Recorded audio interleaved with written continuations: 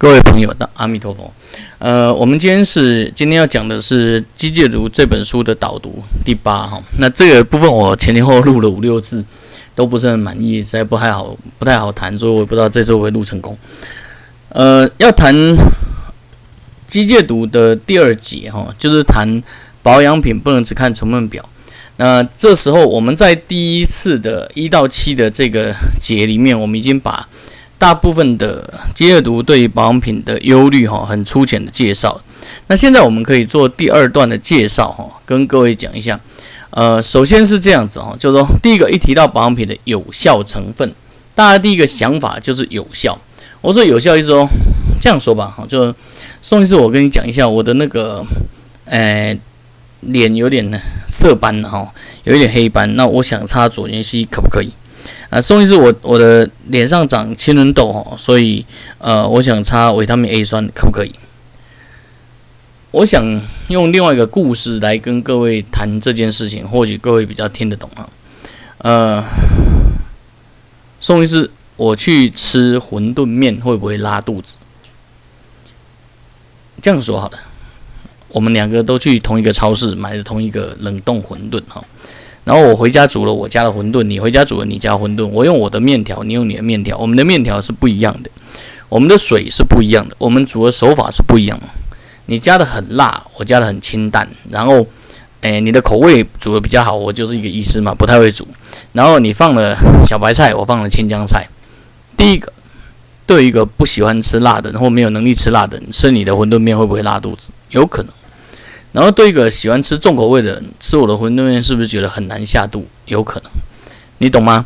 就是说你在讨论一个保养品的时候，就好像是你在讨论馄饨面的时候，或者馄饨汤的时候，你不能只讨论馄饨，你必须同时讨论它的水、它的盐、它的调味、它的青菜、它的面甚至你要讨论它的温度、它的火候、它的治疗方式，这些都是我们在讨论保养品的时候一定要讨论的。那这时候你告诉我说，宋医师，我有青春痘，我能不能擦维他命 A 酸？第一个，你的维他命 A 酸的浓度够吗？如果你的维他命 A 酸浓度不够，效果是不好的。如果你的维他命 A 酸的浓度太强，你的皮肤是受伤的。第二个，对别人来说，适当的维他命 A 酸，对一个皮肤非常油、非常强悍的人来说，可能效果是不好的。但是对一个已经敏感的人来说，他可能稍微擦一下就受伤。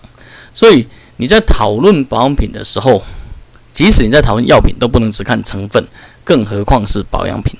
OK， 这是第一点第二点，我们再来谈保养品的上面还有一个我们之前谈过的一个故事就是说你在讨论，我们刚刚讲 A 酸，我们现在谈果酸好了。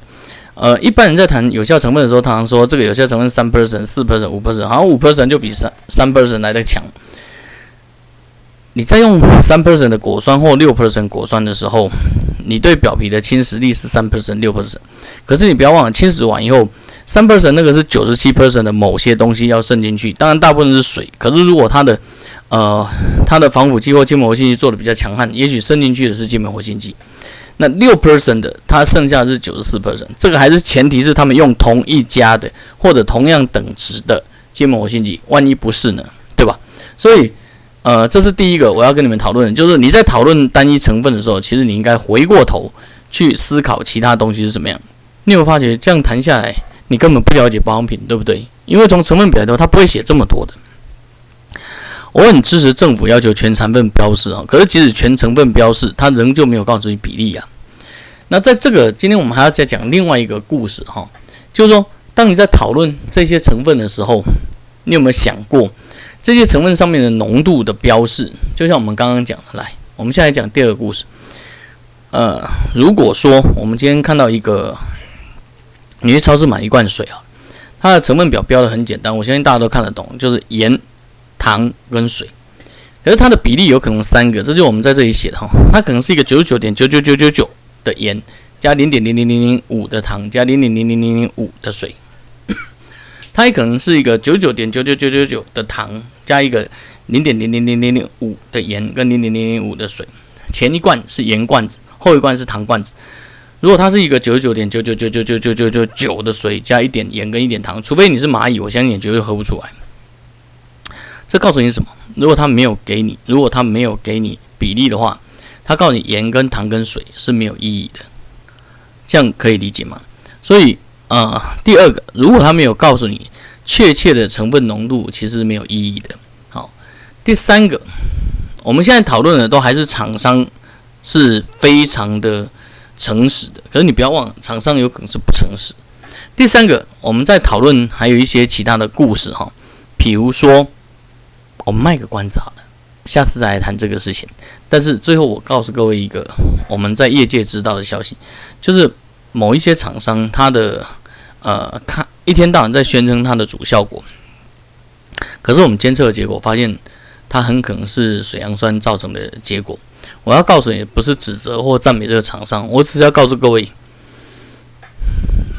我让你喝柳橙汁，然后你觉得很甜，那个甜分真的来自柳橙吗？还是我加的糖？